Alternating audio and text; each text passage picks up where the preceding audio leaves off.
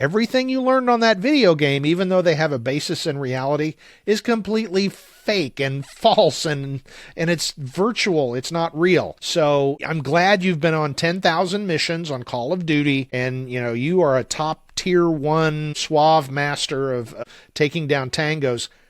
That's a game. The real world is different.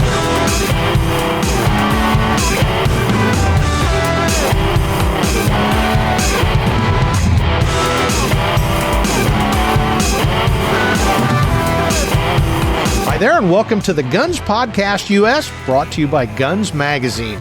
I'm your host, Brent Wheat. I'd like to thank you for joining one of the world's biggest gun talk programs as we chat about the interesting stuff and all the fun and cool things in the world of shooting. And of course, I'm joined by our official co-host, Roy Huntington. Hey there, Roy. How you doing? I'm still amazed how much people like this show. Well, there's a vote of confidence. I mean, we're just two guys, and we just talk about things that we want to talk about, and it just seems that other people seem to be interested too. So thank you very much, and keep doing it. Exactly. As they often say, best audience in the business, and ours truly is, because I don't think our audience puts up with all the 10 things that'll get you killed in a gunfight. Even though that's what YouTube says you need to put in your thumbnail. So we're not going to play that game. No, they want authenticity. Know. Yeah. I mean, someday we should do a promo like this, an intro, but have us both be AI. Oh, that would be funny. Like obviously AI generated. Yeah. So that our fingers don't align, and we've got 8 on one hand and 3 on one the other. eye's a little crossed. Yeah. And just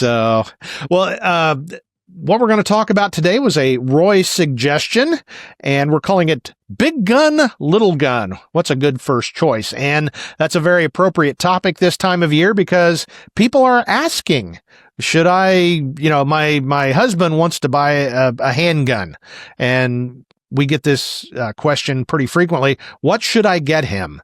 And we're going to talk about our advice that we give quite a bit. So, Roy, it was your topic. And so I'll open the floor to you.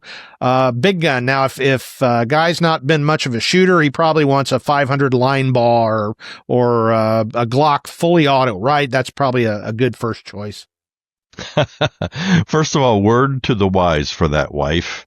Unless you specifically know what gun your husband wants, don't buy him one. Good point out of the gate. Yeah, because if it's not exactly what he wants, now he's in a spot where he has to be appreciative of this gun that you got him, which isn't something that he wanted. So now what? Let me interrupt you right there, Roy. I'll say that this goes the other way too. I bought my wife a gun purse years ago for Christmas, spent quite a bit of money. And you know what? Women, unlike men, will tell you, this is awful. I hate this.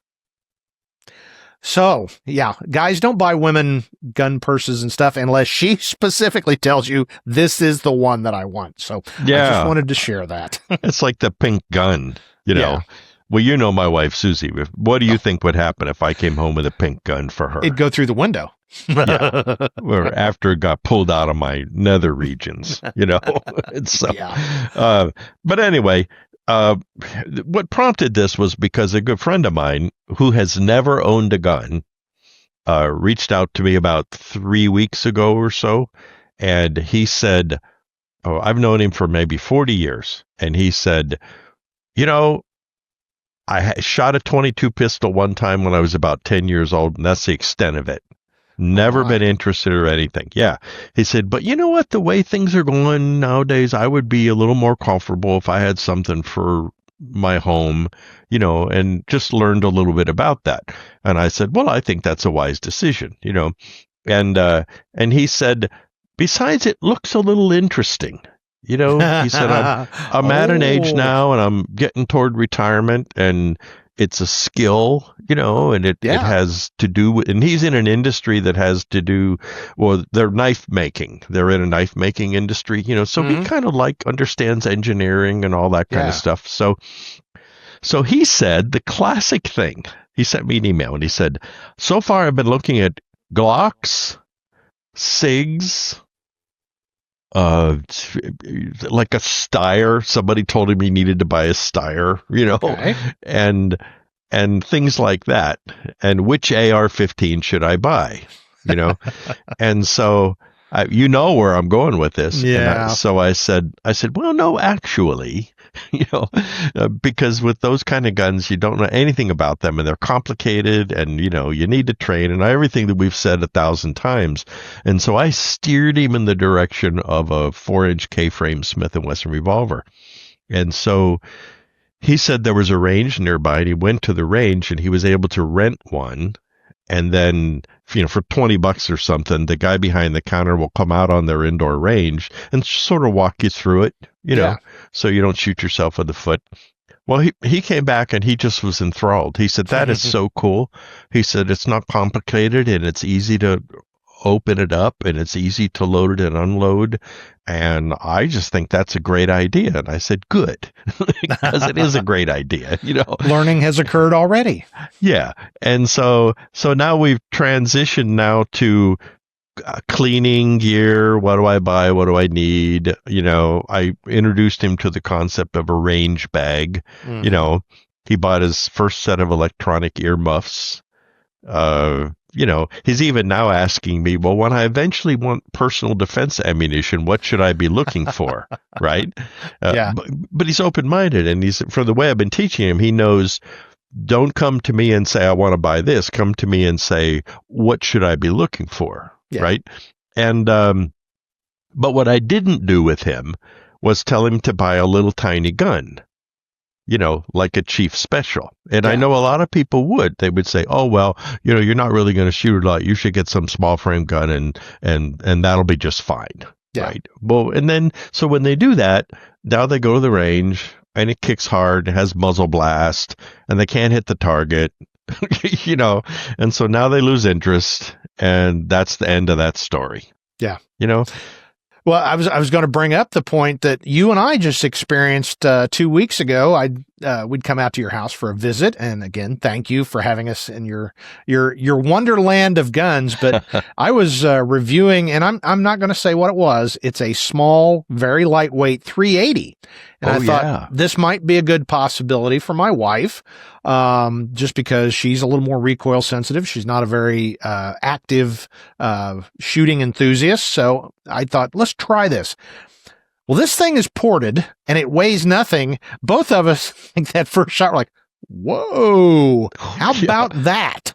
That sucker was so loud. And I mean, it wasn't untenable recoil. Again, I've shot a lot, so, I can handle it, but it was apparent to me that, like, if I was a novice shooter, it'd be like, ooh, that doesn't feel good. I don't like that. And so what you would do is, a person at the gun stores, we've said it many, many times, would say, get the little lady this gun here. It's just a 380. And she fires it twice and goes, I don't like that. And it goes in the sock drawer and you never see it again until it's sold. And guys are the same way. Guys won't admit that hurt my hand and I didn't enjoy that. And the muzzle blast singed my hair. So if guys like us who have quite a bit of experience, we've had professional training of all kinds, I don't want to stack up our resume, but hopefully if you're watching us, we know what we're doing. And for both of us to go, wow, that was less than optimal. I'm sending the gun back unreviewed just because I would recommend it to Roy if for some reason he wanted to carry a small 380, but it's not that small. It's certainly not any lighter than some other things. I thought it was going to be a good answer to something, and it turns out it's an answer to a very, very narrow and specific thing. And it kind of surprised me. And I think it surprised you too. It's like if somebody gave you 5,000 rounds of 380 ammunition, it's like, well, I need a gun to shoot it, Yeah. But even then, I know exactly what you mean. When you first fired, I was standing next to you and I looked, I went, what the hell? Exactly. He said that was a 380. It blistered the paint on the bottom of the deck, Yeah. And I mean, it's like the dog was inside and she was staring, Exactly. And it was like, and then we locked eyes with each other. You shot it again, and then I think we said like, well, that wasn't any more fun the second time. Of course, it's a little segue, but the ports. If that gun had not been ported, it probably would have been a lot better.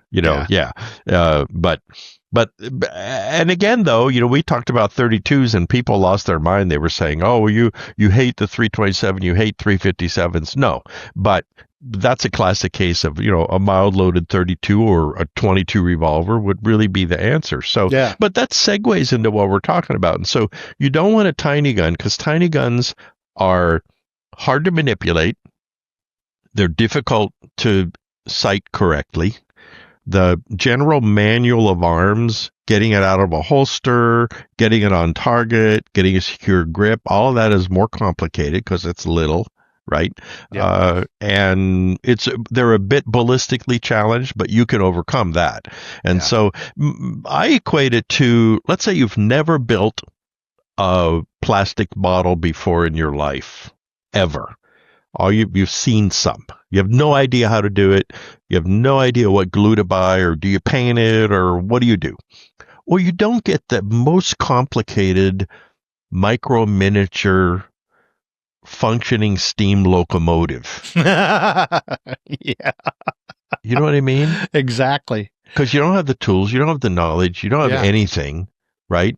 Yep. And you're going to get frustrated, and you're going to mess it up, and then you're going to think models are stupid. I'm never going to buy another one, right? Exactly. But if you got this like basic car model that's kind of big, that's got maybe 30 parts, and a tube of glue, and started putting it together, well, you would learn a lot. Yep. And, and you would probably even get it together. So it kind of looked like a ship or an airplane or wherever it was. Sort of, kind of. Yeah. And so then you would think, well, actually that was kind of fun, and I learned a lot. I learned what paints to use. I learned what glue to buy.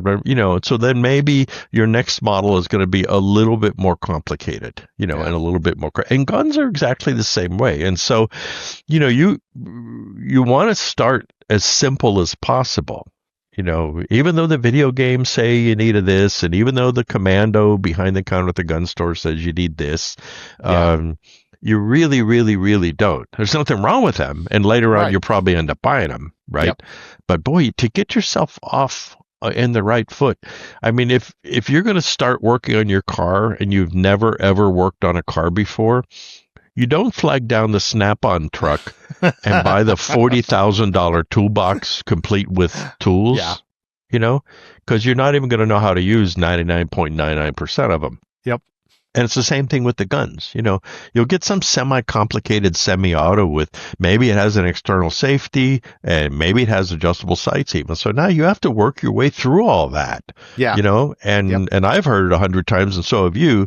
People say, or this is the great one. You say, have you ever shot a 1911 before? People say, oh, yeah. Yeah, I shoot them all the time. I know all about those. Okay. So you hand them a 1911 and say, well, here, I just got this one. I thought you might like to shoot it. And they look down, and then you see that look. What? Yeah. What's this lever? What are these levers for? And they kind of fumble a little bit, and then they like cock the hammer back, right? And they go, oh, well, that worked, right? Yeah. And then there's a magazine in it too, and then now how do I load the magazine? I mean, so you don't need that if you're burst. And the way you avoid that is by getting a gun that's a bigger gun, right? This is old Colt, that I have. But the beauty of a gun like that is that you can hang on to it. It has bigger sights. It's easier to manipulate, and you can cut your teeth on it. Yep. And the interesting thing about owning a gun like that to me is that I promise you will never sell it.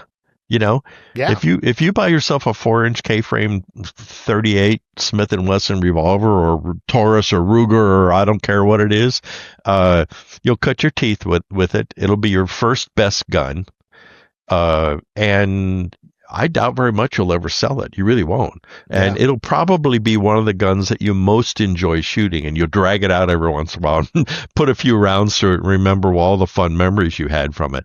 Yep. But Yep. by then, after having you gotten the experience and you've learned how to clean a gun, you've learned how to carry it to the range and back. You've learned range protocol and etiquette. Maybe you got a simple Lee loader and have just begun to load some 38 special, so you're expanding that world. Okay, now you can start looking at little complicated guns, right? Well, I thought of a perfect analogy while you were talking that had happened to me this weekend.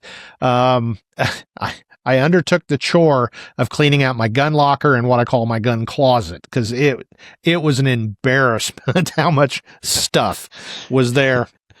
So I did a periodic inventory of guns, and I've got too many handguns. But one that I pulled out that I carry pretty regularly was my North American Arms mini revolver. And I thought, there's a gun that's a perfect example of if somebody said, well, just get you a little gun. They don't come any smaller than that. And I love it for that. But you know what? When I was fumbling around and trying to get it in the slot, between chambers and all that stuff, I thought, this would scare me to death if I was a novice trying to learn how to shoot. So that's a perfect example of the whole thing of, yeah, you can get them as small. I mean, they're literally smaller than the palm of your hand, but that's not a gun I would recommend to Sam or Susie homemaker just get you one of those. It's little bitty. It's fine to shoot. They're difficult to shoot. They've got a fumbly manual of arms. There's a lot of things I would say is negative, but I don't mean that because I love them. I've got several. And like I said, I carry them, but that's one of those that's more of a intermediate or expert type of gun rather than straight out of the gate. So again, I think that's kind of that analogy we're trying to say here. Smaller's not always better, especially when you're talking a novice. Once somebody's been shooting a lot and they know how to manipulate revolvers and they understand all of it, not a problem. It's a cool gun and you can put it darn near anywhere. I think I told the story before. I used to know an old cop who carried it in a pack of cigarettes. He didn't smoke, but he always figured if he was taken hostage, he could say, hey, could I one last cigarette? Well, sure, Pops. Here, let me get my cigarette. And, it's far better than a big rock, especially close up. You put a 22 Magnum in somebody's face and pull the trigger, it will get their attention. So, but that's not the gun out of the gate. And they're cute as the dickens and they're easy to carry, but they're a little specialized in their knowledge. Well, if you're getting your first car, you don't buy a Ferrari. Some do, and we always see it in the news. What happens next? It's another one of those things like English car. I've seen this before. You have to maybe a father who is kind of a car guy, right? And so his daughter now is 16 and she's going to get her first car. So he gets her some little British sports car, right? Yeah. Or just as bad, some BMW something, and then all the trouble starts. Right? And I know people are say, hey, I have a Volkswagen Rabbit and it's run forever. That's great. Sometimes that happens, Yeah. But where he should have gotten her, a basic Ford something, or a Kia something. And the guns are the same way. Because if you come out of the gate with zero experience, like my friend who has zero experience, if I said, well, you need to get a CZ75 full-size 9mm with 10 magazines, a red dot sight, he would have been overwhelmed by it all. Yeah. And those things all end up gathering dust in a drawer somewhere, or you see them for sale used cheap in gun stores, usually accompanied with a box of ammunition missing like 8 rounds. Exactly. The bigger the caliber, the more you find that it's only 3 rounds shot through it. You didn't even make it through an entire cylinder or magazine. It's true. But you bring up a good point, which is just because I'm saying that you need to get a bigger gun doesn't mean that your first gun is a 6.5-inch model 2944 Magnum. Now, but Dirty Harry did. Yeah. Now there's nothing wrong with that. And if your hand's big enough that you can control it, then that's fine. But you need to be shooting modest hand loads or 44 special and stuff like that while you get your feet underneath you. you know. I mean, because they're easy to shoot. A full-size end-frame Smith & Wesson is probably one of the easiest revolvers around to shoot. It's easy to hold on to. It's kind of heavy, so it lowers whatever recoil you're shooting for.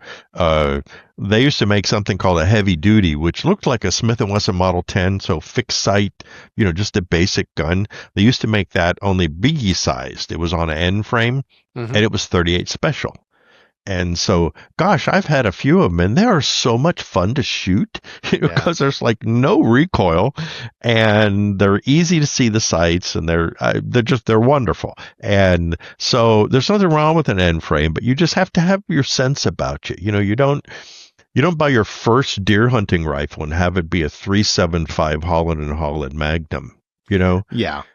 Well, and I think some of this, we've been talking about the husband's asking for a gun and the wife's, trying to work it out. I've been asked occasionally, parents, well, my son wants to get into shooting. I'm like, good on them. He's wanting this, Desert Eagle or, something really crazy. I'm speaking to the video game generation here. If you're really starting to move into actual firearms, everything you learned on that video game, even though they have a basis in reality, is completely fake and false, and it's virtual. It's not real. So I'm glad you've been on 10,000 missions on Call of Duty, and you are a top tier 1, the ultra, suave master of taking down tangos. That's a game. The real world is different. So I don't know that anybody's going to listen to me, but the point being is you got to start back at square one, because you didn't become Ultra Death Dealer 5000 the first day you played that video game. You certainly aren't going to do it if you go to the range with this really exotic or really powerful gun that you've wanted because you've shot it 100,000 rounds on video. It's real world, and there are things like physics and recoil and et cetera, et cetera. And I have to get that out because I occasionally run across friends of friends or nephews or kind of things. Yeah, man, I want one of these. And it's like, have you ever shot one? Well, yeah, I've shot a lot on video game. It's like, you have no idea. So slow down. My favorite line, slow down, Speed Racer. You got to walk before you run. I have a nephew who's now 20, chasing 20, I think. And he used to come out and spend a couple weeks with us regularly as he was growing up. And when he was about 15, he asked me about guns. We'd shot 22s and stuff. He said, do you have a P38? And I said, yeah. And he said, do you have an M1 carbine? And I said, yeah. And so he went on like, do you have a Mauser 98? And I said, yeah. And then I said, whoa, time out. How do you know all this? Yeah, because he doesn't read gun magazines or anything, right? And it was Call of Duty. Yeah. He said, oh, well, and I'm Mosin Nagant. I mean, he knew artillery Luger. You have one of those? Yeah. Right? And so I said, well, I know you haven't shot anything like that, right? And he said, well, I've shot on the video game all the time. My favorite gun is a M1 Garand. And I said, okay, cool. So I went and got my Garand, a 30-06 one, right? And I took it outside. And I showed him how it worked. I showed him how to load the clip, which is, and I showed him how to insert the clip in the gun, which you and I both know is pretty complicated. It's not like on the video games where it's like, you're reloaded, right? Yeah. Or you push a button and it reloads it automatically, Yeah.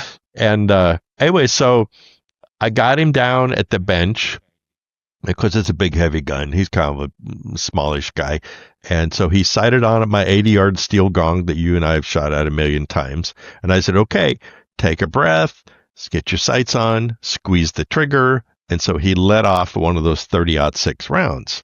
With a Garand, there's a lot that goes on there. Recoil, the cartridge case comes out. And I will always remember his eyes got really wide and he looked up at me.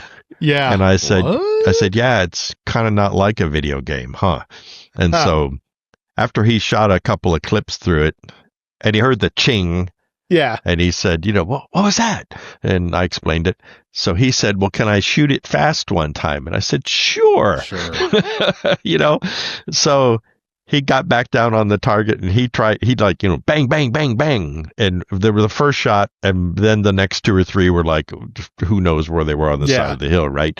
And he said, well, that's pretty much nothing like the video game at all, And so we shot a P38, we shot a Luger, we shot an M1 carbine, we shot an M1A, and basically he came away thinking completely different about his video game. It was really interesting. He said, this was not at all what I thought was going to happen. Well, how about that? I know. I think the other thing is that if somebody gets a little gun, or maybe you inherit a J frame or a small gun, and you're not really a shooter. So, and you think, well, you know what, maybe I'm going to learn about this gun. Maybe I'm going to shoot. And that's fine. Nothing wrong with that at all. So you go to the range and they look at it and they go, oh, well, that's a 357 Magnum Smith & Wesson. So you need this. And he puts up a box of 158 grain plus P 357 Magnum Buffalo bore, loads. And they go, oh, okay. Right, and here's a set of earmuffs. You need those. And here's some shooting glasses. You need those. Now, go on out there to the indoor range, and then Pete there will show you how to load it. And so they probably don't even dry fire it, right? So then they're going to load it, and they're going to hold it up there poorly, right? Flat-footed. You've seen them. They kind of lean back a little bit. Oh, always. Yeah. And then they're going to let fly with that first round, which they're going to jerk the trigger on. They're just going to pull it through like that, right? Yeah. And if the gun stays in their hand, you'll see that look, and usually sometimes they turn around and they go, holy cow, that kicks a lot, huh? Yeah. Right? Yes, it does, grasshopper. Yeah. And, or they'll change hands and you see them going like this, like, ow, ow, ow, ow, right? Yeah. And then maybe the guy's laughing going, it's pretty funny, isn't it? It kicks pretty hard. Shoot it again. Yeah. So if he gets him to shoot it again, well, then that could be the last time that guy ever shoots a gun. Yeah. Yep. And certainly if it's a woman, it's the last time she's ever going to shoot a gun. Absolutely. And even a revolver, we've talked about, there's a lot of video out there of a double fire where, if you're not familiar, a revolver handled poorly with too much recoil, when it comes back, if people don't manage that as they're fighting it, they can sometimes pull that trigger and it's so fast you almost can't see it. But there have been cases where it came all the way back and the gun went off. So even a revolver can be challenging. Where you see them just YouTube, thank you YouTube, right? All the hysterical gun goof-offs, and they'll shoot and the hammer will come up and hit him between the eyes, and that's why it's just, you have to be careful. I mean, what I teach some people how to weld, because it's like, I'm that guy. They all say, oh, I know some guy who welds, right? So you're that guy. Yeah, I'm that guy. But I don't start them TIG welding. I mean, they come up and I get my MIG welder out and I set it up really basic. I put the safety equipment on them, I explain how to do it. We kind of hold their hand and we go through the motions without it really welding.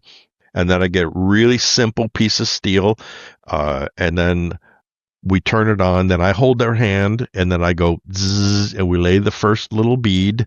And then it's like, okay, now let's talk about it. Wow, that was like, that was louder than I thought it was going to be. And, and it's bright and it's harder than I thought it was. And I said, yeah, it is. Right. But usually about an hour or two later, they're welding up some weirdo, piece of steel sculpture, all in different things. But at the end, they're really happy about it. Now, had I started that same person, because I've done it before, somebody says, no, I want to learn how to TIG weld. No, you don't. No, I do. Really, I can do it. Okay. Yeah. Okay. Here. And then they can't, of course. They ground out the TIG torch and they, make a mess. And and then I go, okay, now, do you want to learn to weld?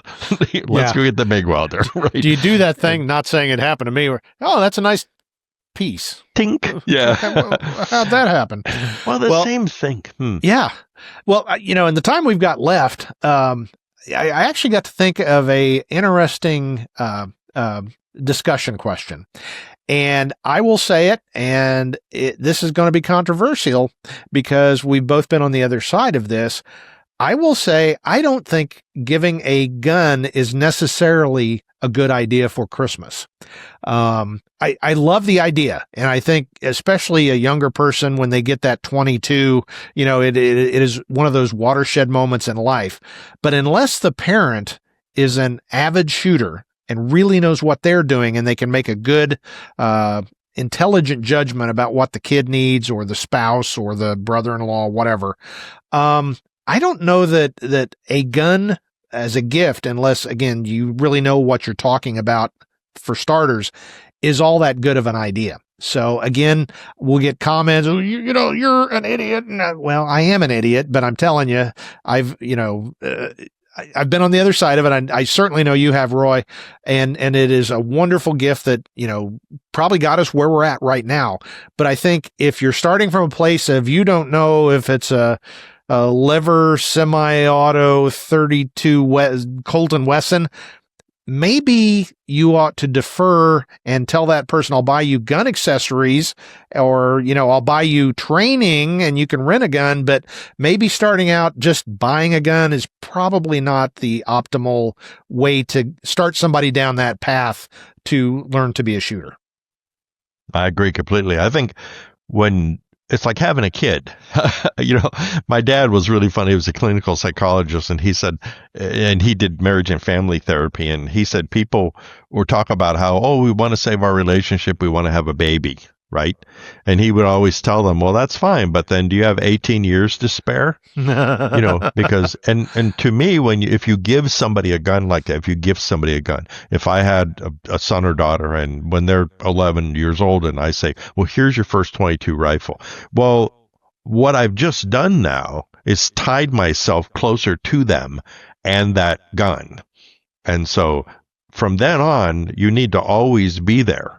You need to be teaching and being safe, and, making sure they don't mess things up, and training them. And it's not a give it and walk away. It's not a socket set. Right. Here's a socket set. Go work on your bicycle. Well, they can't really hurt themselves. Right. Yeah. And so, no, I agree with you completely, because I've seen it. You see non-gun parents who maybe know somebody like us, and we talk about guns and this and that, we have a lot of fun and stuff, and they say, well, maybe that Johnny wants, we'll just get him a 22 rifle, right? Yeah. Well, they have nowhere they know how to shoot, where they can shoot. They don't know anything about the guns. They'll probably buy him the wrong thing, right? They have no idea what ammunition to buy. They have no idea what safety equipment to have. They have no idea how to make it safe or not, and I would stretch that all the way to BB guns, Mm-hmm. Unless you know about BB guns, don't buy your kid a BB gun, because they are going to mess up. Or I was going to say, or you'll end up like me, which I guess I've ended up okay, but I did a lot of damage when I was a kid with a BB gun, because I've said it before. My parents were not shooters. My grandfather was, but I got a really nice BB gun when I was a kid, and I terrorized the world. Yeah, and, I think we all did. Yeah, I'm not proud of awful. it, but well, you learned what not to do in retrospect, Yeah.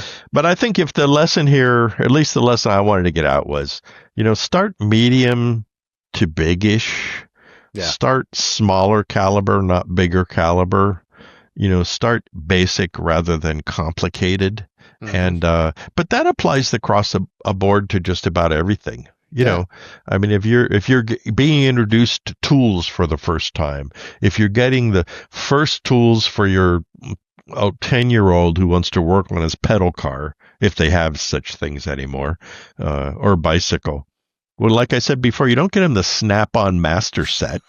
You go to Harbor Freight and buy a $5 socket set and a $5 open-end wrench set and one of those blister packs with 4 or 5 different kinds of pliers and wire cutters and stuff, right? And a screwdriver set. Yep. Okay, he's good to go. Yep. Right? And then he'll learn, and then someday he'll say, Dad, this socket, I keep breaking this socket thing. Can I get a better one? Yep. It's like, okay. Well, I mean, that's a perfect example of yesterday. I spent the day with my son, replacing the headlights on his car. And in his particular car, you basically have to disassemble the front of the car. And I was really proud of him because he's got good tools, but we were talking about it. And, I bought him a cheap set at one point, and he realized once you've had a cheap set, then you can appreciate a good set. And it's that process of basically I stood aside and let him do all the work. And it was just a really proud dad moment that, we talked about tools and what makes good tools. And I think it started him off right, having cheap, inexpensive, understanding that, there's better ways to do this, but unless you've gone that cheap route before. And the other thing about cars, I said, he's like, how'd you learn to do this and that? And I said, I've had a lot of really awful cars, and you either fix it or you don't, and you walk. So, there's value there in learning. And as a parent, you're like, well, I really wish I could buy him a brand new Yukon. Well, I knew kids in school that had that. One of my best friends had a new Mustang, and it was great to cruise with girls. But to this day, I don't think he knows how to change his own oil. I, on the other hand, know how to use Bondo and basically build a quarter panel out of Bondo. True. So, they don't have to have the best out of the gate. No. But you brought up a really important point, is that, guns are sort of not a self-repair item generally.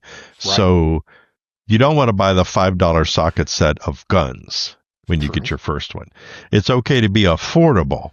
Buy a Rossi, buy a Taurus, but something like that. That's fine.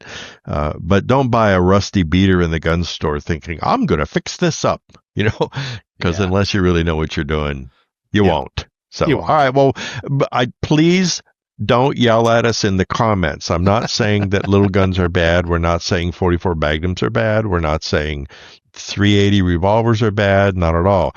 But I think if you could come away with a pocket full of ideas and new information, things that you can keep in mind if you're about to go down this route, or maybe you already own a small frame revolver and you hate it.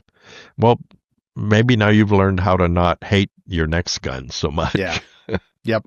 Well, and wrap it up with my point of, and maybe it's not the right time to buy somebody a gun. So that's okay too. We're allowed to say no in life. And that's something I'm still learning at age 63, but we are allowed to say no. And as you always say, Roy, nobody's hair will catch on fire. It'll be nobody's fine. hair will catch on fire. All right. Well, leave us a comment down below, or if you're listening to this show, you can reach me at editor@gunspodcast.us. And while you're out and about on the internet, make sure you stop by gunsmagazine.com. We both contribute regularly to that.